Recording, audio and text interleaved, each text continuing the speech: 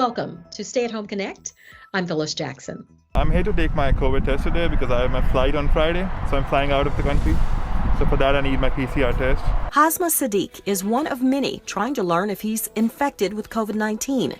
He tells us this is the third location he's visited, as a number of testing sites are crowded following the Thanksgiving holiday. We found several people in metro Atlanta patiently waiting in line for drive-up testing, as 70% of Georgia counties have moderate to high rates of transmission. CDC Director Dr. Robert Redfield says this winter could be the most difficult time in the public health history of this nation, with 60,000 more deaths projected by this Christmas. A CDC advisory panel votes 13-1 to prioritize healthcare workers and people living in long-term care facilities for the incoming COVID-19 vaccine. Officials say they will be able to vaccinate both groups within 3 weeks. There are 40 million doses. That's enough for 20 million people. CDC officials say if you've been exposed to coronavirus, you no longer need to quarantine for 14 days. You can now end quarantine after 10 days if you are not displaying any symptoms.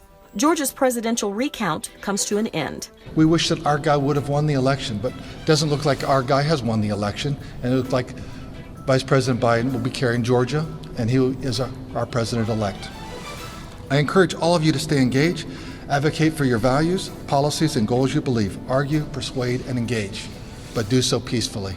Georgia's Secretary of State Brad Raffensperger says the office has received nearly 1 million requests for absentee ballots for the January 5th runoff election. Former Atlanta City Council member Kwanzaa Hall is elected to Georgia's 5th congressional district, finishing out the term of Congressman John Lewis.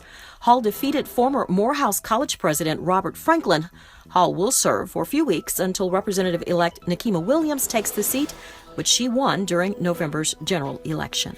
The colder temperatures have led to intermittent openings of the City of Atlanta's warming center.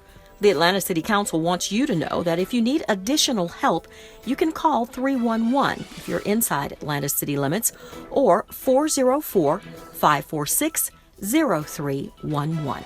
Thanks for spending a little time with us. We'll see you on the next edition of Stay at Home Connect.